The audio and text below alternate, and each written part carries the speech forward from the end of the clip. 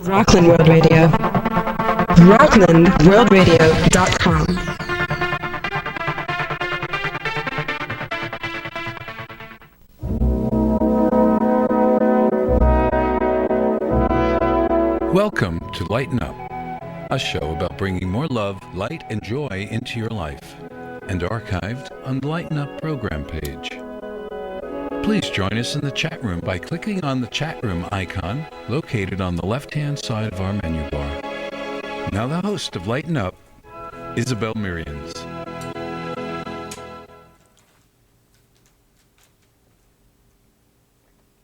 Welcome to our show, Lighten Up with Isabel, your good news show.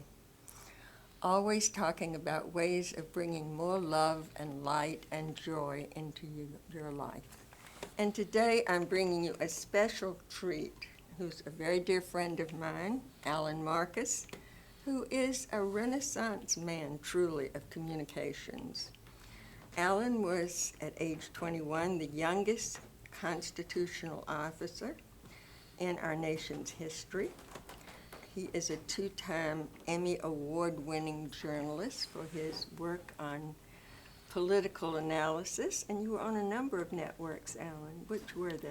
I've been on Fox, CBS, NBC, and cable stations. But, Fabulous. It's changed over the years, where it used to be, when I was growing up, we had 7 TV stations. Now we have 700. I know. So it's really tough to keep track of it. I know. And how many years did you do that, Alan?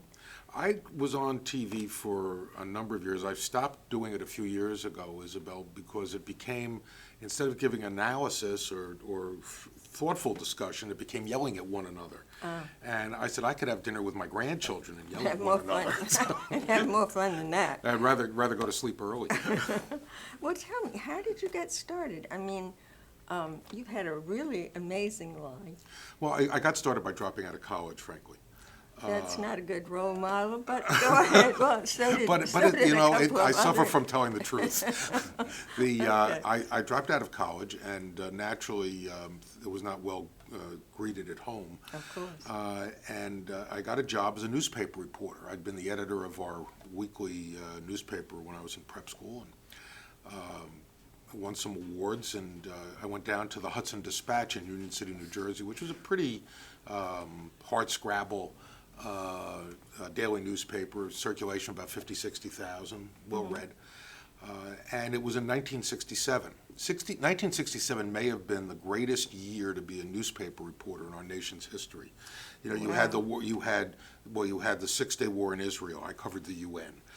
You had the Johnson-Kosygin Summit at Glassboro. I was there. Wow. You had the riots. I covered the Newark riots. The Newark riot. I remember you covering the Newark riots. I got shot at and all. Oh, wow. And you had the war in Vietnam changed. It went from being a somewhat popular war to the country just turned against it.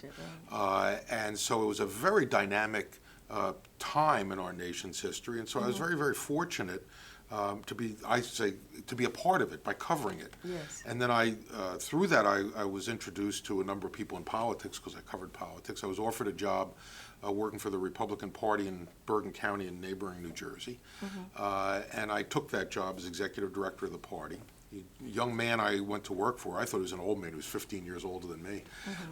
He became Richard Nixon's campaign manager. Oh, my goodness. And so the next thing you know, I was working for Richard Nixon, even though I had grown up in a household that was very supportive of Adlai Stevenson, and was offered jobs in the White House after the campaign, worked on the campaign, obviously, and declined that, but became clerk of the General Assembly. Now, I didn't get that job on merit. I think I got it because Nelson Gross, among others, wanted to show he could make anybody the clerk of the Assembly, come on, even me. Don't be modest, Alan. Modesty is not your long suit. Come on. But I only get so few opportunities. Well, I think this show today is sort of a celebration of your life because it's been really remarkable. Well, I appreciate that. And one of the remarkable things has been getting to know you. It's always been, and I know that your audience knows how special you are. Well, that's very kind. Well, I wanted to say a few words about how my audience can help themselves before we continue. Well, first of all, I always promise some good news. And of course, I'm sure everybody must know by now that our American women's soccer team won the World Cup, which was great. The Pope has been down in South America, and his message is so, to me, on point. I'm very, very thrilled with that. The other little bit of good news I want to share is about a man in Australia who is now 78 years old. And many years ago, he had to have surgery, and he required many, many blood transfusions. And when he himself had the surgery and healed and got well, he wanted to give back, and so he began donating blood. And the doctors found that his blood contained a very unusual enzyme that is extraordinarily rare. And this particular enzyme was lacking in many of the babies that were being born in Australia at that time. So scientists used his enzyme and combined it with a chemical, injected it into these babies, and over the years it's now estimated that his blood has saved more than 2 million babies, which is mind-boggling. Now, I also always share with my audience ways of helping themselves. And whenever I ask anyone, and whenever I hear from audience members, the first question is, how do I reduce stress? Everybody today seems to be stressed out to the max. It's amazing. So there are many things that you can do to reduce stress. One of the easiest is yoga breathing. Now, yoga breathing is a very simple technique because what happens is most of us breathe very shallowly in the upper lung. Yoga breathing is, you breathe like a baby. You breathe first into your belly, then into your middle lung, and then into the upper lung. And you hold it and then release slowly. So instead of taking in one, I guess it's 1 gallon of oxygen, you take in 7. And that oxygenation helps with calming. So my first suggestion for today is to take deep breaths whenever you feel stressed. Second one is always to eat some dark chocolate. That's very good. Third, always get as many bear hugs and give as many bear hugs as possible, which you're a pro at. I'm still breathing. Oh, you're still into the breathing mode? Okay. Another way of reducing stress is swimming if you have the opportunity. Another one is doing a kindness for another human being. That has been proven to immediately reduce your feelings of stress because you're focused on the other person. And that is really vital. And speaking of doing good for other people, with this dynamic career that you've had, you always have kept your eye on charity and doing wonderful work for other people. What is your favorite charity, Alan? I have a number. I think, let me rephrase if I could for a second. We had the benefit, when I started my business in 1970, of representing in the public relations field a number of charitable people who really established, for me, a way of doing business, and that your community was as important as making money or satisfying any other need. Right. Some of your viewers, listeners may remember the Money Store. That was owned by a fellow named Alan Turtletop, who was a very charitable man. People thought Phil Rizzuto owned the Money Store, but it was Alan Turtletop. Nevins McBride from northern New Jersey, who taught me when I was very young, who built most of northern New Jersey, You Give Till It Hurts. Arthur Imperator, who established New York Waterways. You wouldn't have North Hudson Hospital, or Palisades General Hospital, I should say, were it not for he and his gift and his time and his effort. And the list goes on. For our 40th anniversary... Excuse me, now, were these were clients of Clients yours? of mine, yes. Oh, okay. Clients. And my family was charitable, but they couldn't afford the charity, frankly, that these people On could. that level, yeah. And for our firm's 40th anniversary, our employees, because we've had this system of charity, if you will, throughout our history, decided that we should support different charities that year to celebrate our anniversary. And I think we contributed something in the neighborhood of $500,000 in services and in cash and all other ways to some very, very well-deserved charities. That's wonderful. And Isabel, if everybody would spend just a few minutes out of their day or their week or whatever it might be, and it doesn't have to be in terms of writing a check as much as it's giving of service. Yes. The world's a better place. Absolutely. And they'll feel better for it. That's another way to Absolutely. distress. Oh, absolutely, absolutely. Now tell me, I know you've had a lot of very high-profile clients. I mean, I'm sure you must have your favorites over the years that you still, and your least favorites. Well, the statute of limitations hasn't run on some. Oh, okay. But we represented Donald Trump for a long time, and they're always, we could do a 10-hour show on Donald Trump stories. The people I mentioned earlier, who I learned as much from as I, frankly, and help them. Now, Every client is a favorite client. I think I liked them better when I was younger than now that I'm older. But they're all exciting in their own way. Well, someone like Donald Trump, obviously is quite a character. And if we didn't have Donald Trump, we'd have to invent him. Just look at how, since he got into the presidential race, and I don't have a relationship with him anymore, so this is strictly between, as an aside.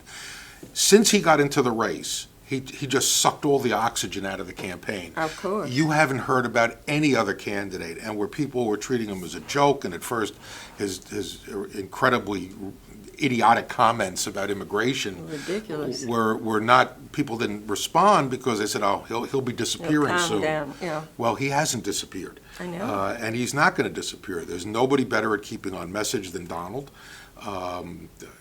For those of you who wonder, that is what you see is what you get. That's really Donald Trump. Yes. And it's a thrill a minute. But when my wife, your friend Judy, was in the hospital with pneumonia, the first person to call her was Donald. That's nice. Who said you got to fly down to Mar-a-Lago, his estate in Florida, and recuperate because it was the winter. Oh, I'm sure he has many good qualities. Yeah. I just wouldn't want him to be our president. No, you would not want him to be your president or your money manager. No, I don't think so. I don't think so. But he's a character, and he's interesting, and he's going to make this presidential campaign exciting to younger people and to people who not normally like politics, much like John F. Kennedy did in 1960. Just because he was young. And the person and the personality and it'll inject a lot of life into this race. Well, I think the Republican Party is pretty concerned about him right now. From my take on it is. What is the Republican Party? Everybody says the Republican Party's upset. I don't know who the Republican Party is. I've been part of it for a long time. And I think, but you are very liberal, Well, I'm in the Bull Moose wing of the party. I'm with you on that. I'm a Teddy Roosevelt Republican. I know, you're a moderate. But what you say, Isabel, is so important because the party's been marginalized and fractionalized, just like the Democrats. Right. You have very liberal Democrats, you have moderate, you have conservative, you have the Reagan Democrats. Right. The Republicans have the same thing. Same problem. And all of the technology that we have today that brings so many messages through so many diverse forums lets people decide for themselves. Right. Political leaders no longer have sway over voters like they once did. You get messages directly. You get them off your cell phone or you get them off your iPad. You get them off your 700 television stations. Right. So I'm not certain that the Republican Party can care or not care. What's important is that voters are going to get a chance to decide if they like the kind of future that Donald Trump projects, or that Jeb Bush projects, or Hillary Clinton projects, or whomever. You now know the flaws of every candidate because of the improvements in technology. Well, the communications today is just incredible. It is. It's absolutely incredible. Let me ask this. Has it ever occurred to you that perhaps Governor Christie is sort of modeling himself after Trump? And trying to be so outspoken and trying to be the person who got hurt most by Trump's entry is Chris Christie. Really? because Chris Christie was going to be the blowhard in the race. In the race. And there's no bigger blowhard than Donald.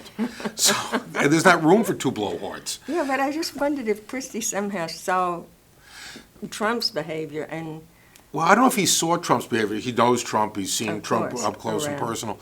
I think that Chris Christie is kind of a blowhard on his own. Yeah. He didn't really need to needed model to himself. model himself after. But when people ask me from around the country what Chris Christie is like, Mm-hmm. and I say, go back to this great movie that starred Broderick Crawford in the late 1940s, All the King's Men. And Broderick Crawford played a candidate, Willie Stark, who was modeled after a Louisiana politician. And that's Chris Christie, a guy who really starts out well and then just gets so full of himself and gets and self-destructs. Yeah. Christie is the only person I know who, after he announced that he was running for president, he lost popularity. So, now, part of that may be because then Trump got into the got race. into it and took a lot of it. Oh, my But for goodness. people who want to have something to laugh about, just turn on the news at night and look at I politics. know. I find it very difficult sometimes because it's so outrageous. I mean, some of these people make statements that are just so tremendously outrageous. Well, a lot of people call and ask me what I watch because they think that that'll be a signal what they should watch. And I say, I watch Law and Order reruns with my wife. It's very smart of you. Alan, by the way, has a very, very beautiful wife who's just absolutely lovely and a wonderful thank you. dancer. Why, thank you. You can tell her I said so. I will tell her. At any rate, well, it's interesting to me that I never quite followed, and I'm sure you're up on all of this, all of the funds that were designated for the Sandy hurricane victims. That never seemed to have been distributed. Has that, or am I just not aware of it? One of the great tragedies of that is that Governor Christie took $25 million of funds that were earmarked for Hurricane Sandy relief and put them into television advertisements when he was running for re-election, which featured his family. That's outrageous. And it's outrageous, and it's never become an issue. Well, I don't understand. And it should be an issue. I know, and I've never understood why you don't see anything about it in the press. Well, the media has gotten very, very lazy. Is that what it is? And they don't have the historical intensity, if you will, to write the story behind the story. There are very few reporters that will do that. Follow up. And you'd have to look at blogs that are directed at narrow portions of the population to find some of this. Yeah. But this kind of news doesn't get to the public as it should. Which it should. $25 million would have restored a lot of homes. Absolutely. At the Jersey Shore and other places that were ravaged. And businesses as well. No, Of course. I never saw anything more about that. Well, I want to ask you, I want to go way back. When you were a little boy, It's a way back. well, what did you really want to be when you grew up? I mean, you couldn't have imagined this big career and all of the outrageous things that you've been involved in. Well, I think I went through the same things that every kid does. I wanted to be a professional baseball player at one time, and I wanted to play basketball at one time. I always wanted to be a journalist. Oh, did you? I always wanted to be a journalist. I loved the idea of being a reporter. When I was a little boy, my father ran a trucking company in New York, and among their customers were all of the New York newspapers. Oh, wow. And so I got to visit all of the newspapers when I was a kid. Interesting. Okay, nice. And had my name in linotype, hot type, which nobody ever sees anymore. It doesn't exist anymore. And I think that's what really encouraged me to look at journalism. And so when I was in prep school, I focused on journalism more than sports. I mean, I really shifted, Wow. to journalism. So you were getting all grown up in prep school. I was getting in trouble for it because the administration wanted me to play basketball and baseball, and I said, I really want to become a journalist. I won the World's Fair Journalism Award in 1964, and it was presented by Governor Hughes, who was then the governor of New Jersey, and that really solidified. I said, this is what I want to do. This is what I want to do. So it was a reinforcement. Yeah, and that's why I dropped out of college. In many Because ways, you I said, already knew. I don't want to do this. I want to be a journalist, and And I did it, and I never went back. That's cool. It's still the best job I ever had. Well, loading trucks from 6 at night till 2 in the morning, I made the most money. But being a journalist was the best job I ever had. Really? Being a newspaper reporter. Well, I love being a reporter. I remember you telling me about covering the Newark riots, and Yeah. that sounded really super dramatic. Well, it was. I mean, we had a war going on in America back in the 60s in Los Angeles and in L.A., Chicago. in Chicago and in Newark. As I grew older and looked back, I realized that those riots, in many cases, could have been avoided so easily. That they were really a mark of social change. That they reflected a great deal of frustration, that they weren't as cut and dried as we may have thought so at the time. Right. And when I point out that I was in a phone booth, I always laugh about the fact I was in a phone booth and a bullet went through the top of the phone booth. Wow. And people say, who it was? I said, no, I think it was a National Guardsman who panicked. Wow. I don't know that it was. Anything. They're shooting at anything. I mean, wow. it was dangerous out there on those streets. Well, I'm glad they didn't get you. They wouldn't waste a bullet on me, but it was a really turning point in America, and I think that when we look at what's gone on in the Middle East in the last few years, is all we have to do is look back. If we have any institutional memory to see how that kind of frustration can grow in a population and then boil over. Absolutely. It's sort of interesting that you mentioned the East, because my 2 granddaughters just came back from Israel, and they were there on this program called Birthright.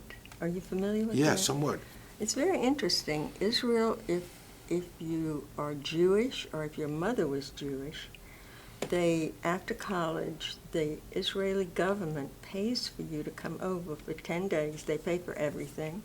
They take you to see all the major sites and so forth. It was very interesting. I had lunch with my granddaughter when she got back the other day, and she was telling me a little bit about it. And she said what was really so fascinating to her was that even though many of the young people feel that their government is wrong in the way they deal with the Palestinians and so forth, they still have such a great love for their country. And of course that's true here in America too. I mean, many times we disagree totally with what the government's doing, but we still have a great love for our country. Well, at the outset of the show, you mentioned the female soccer team, the girls' champions. Yeah.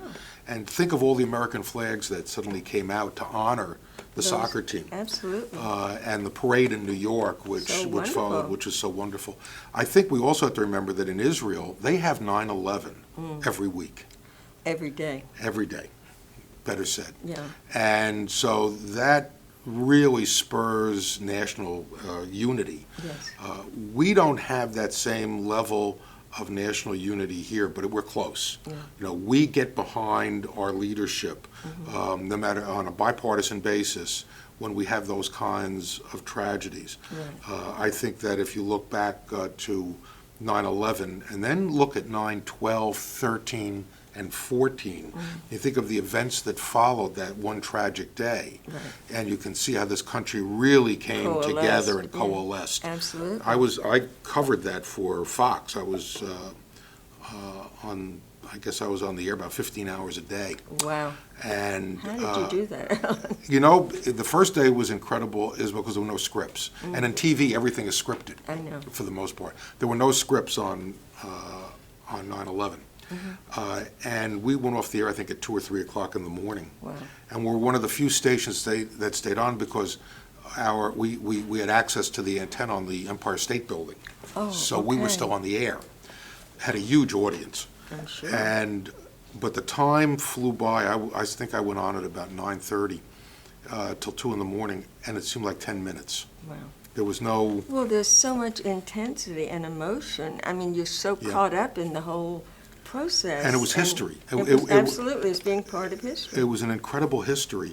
And everybody forgets what happened the next day and the next day and the next day, and I think it's indelible in my mind because I was reporting on it. Sure. But when you think of the national unity on Friday when Billy Graham led the services at the National Cathedral, and then President Bush flew to New York, and for that day, for that week, he was the president of all Americans, not just those who voted for him. Right. He wasn't a minority president any longer. He was the country's president. Of course. And he came to New York. And Giuliani, who became America's mayor after being America's outcast mayor, being driven from office. Right. And people rose to the occasion. To the occasion. Absolutely. And I think every American did in one way or another. Yeah. But I salute you for staying on air that long. That's a long, long time. Not too many bathroom breaks either. How about food? They smuggle you a sandwich? You know, my driver brought me a sandwich when I got in the car at about 2:30 in the morning. Oh, God. And he said, I thought, you might want this. It was the best roast beef sandwich I've ever eaten. Oh, it's true. A dinner at 2:30. I mean, that's something else again. Well, I think this is really wonderful, Alan. So tell me this. You started to speak a little bit about how your clients brought together both politics and business in order to benefit charities. Mm-hmm. Do you want to speak a little bit about that? Sure.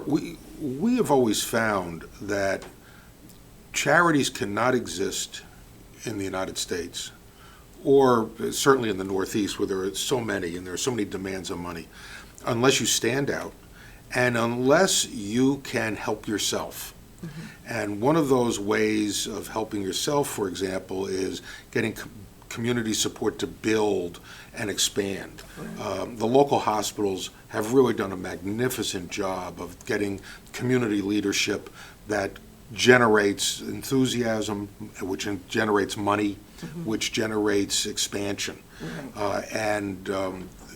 I think in northern New Jersey, in Rockland County, Westchester County, this may be the most charitable area in America. Really? And That's yeah, so a lot of that is because the industry that's centered here and decision making is done right in this area, in New York or what have you. And you can go in and say, look, I became the man of the year for the Jewish Fund because the president of Emblem Health of New York, Donald Trump, and Alan Turtletop, who owned the money store, came to me and said, you have to be the man of the year. We've all done it. You have to do it. It's important. We'll raise a lot of money. And I said, well, the Jewish National Fund can fund a lot better people than me. And, no, you have to do it. And so I did it. Mm-hmm. And they raised a lot of money. Great. And of course, the three of them contributed the most. But the fact is that's how they took time out to say, we have to support the Jewish National Fund.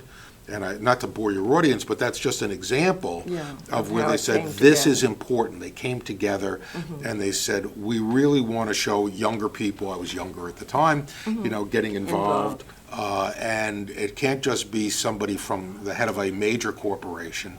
We have to show others, entrepreneurial types. Right. And so, and that spurred that. That's and great. And it was very successful. Now, also, weren't you involved with Gilda's Club? Gilda's Club, probably my favorite charity. Really? Gilda's Club, named for Gilda Radner, those of you who remember from Saturday Night Live, Sure. That's where she's best known. And it's a cancer support group. I know. It's a wonderful organization. I served on the founding board, and then years later we've contributed a lot to it. And unfortunately, it has a business model that doesn't work because Gilda's gives away all of its services. They don't charge anybody. Yeah. So the only way that they can survive is through donation. Donation fundraising. And one of the things that you learn is that you have some people that donate because they want to see their names on a building. You have some people who want to donate because they want to have a big say. And then you have some people who donate because they're charitable. Right. Sometimes there just aren't enough people who want to donate because they're charitable. I'm sure. And so charities like Gilda's really do get hurt more than helped at times because they need the help the most. I also then see, on the other hand, I read last week of cancer charities that raised $1,800,000 and did nothing. It was just a scam. Wow. And the Wall Street Journal, it was a big enough scam that the Wall Street Journal reported on it. Wow. And I wish those people would give money to the charities that really do produce direct services to people who need them the most. Need them. Well, speaking of cancer, at one time, before I met you, a long time ago, I was working on a documentary on cancer and the newest findings. And a friend and I were going to do this documentary together. And we went down to the National Cancer Institute and in Bethesda and interviewed the gentleman who at that time was the top oncologist there at the Institute. And he was very forthcoming.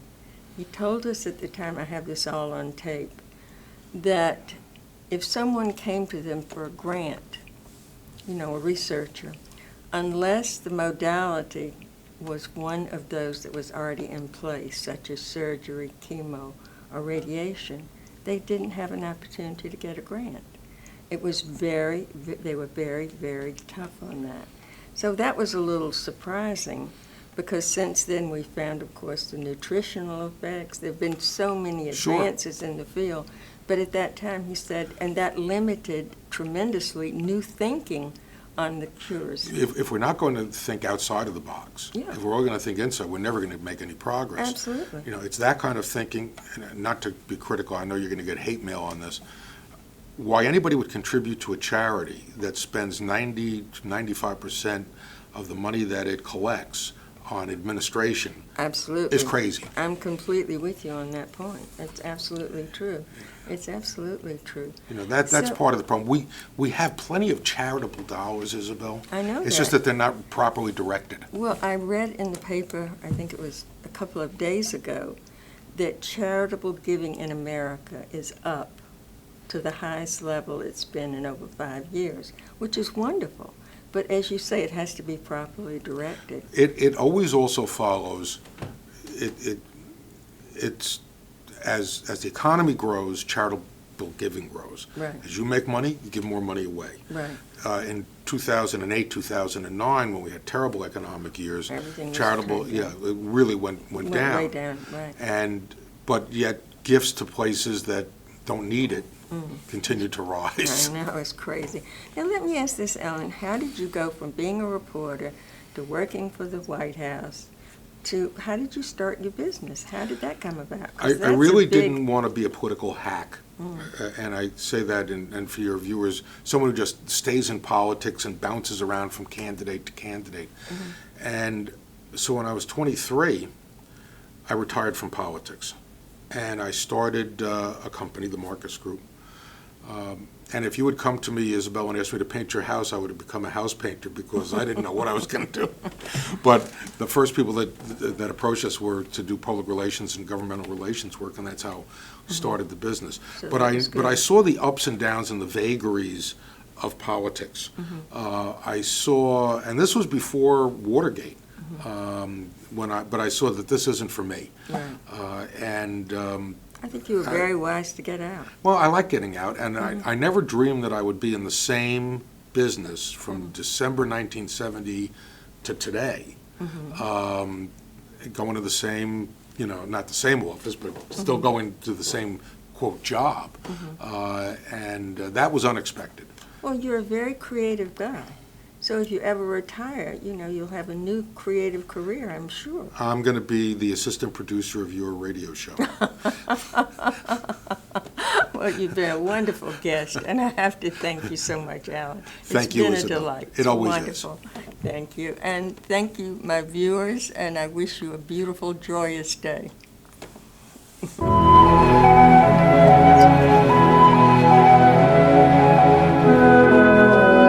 Until next time, remember to live a more joyous life.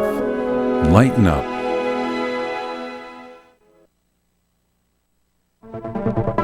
It's not just radio, it's Rockland World Radio. RocklandWorldRadio.com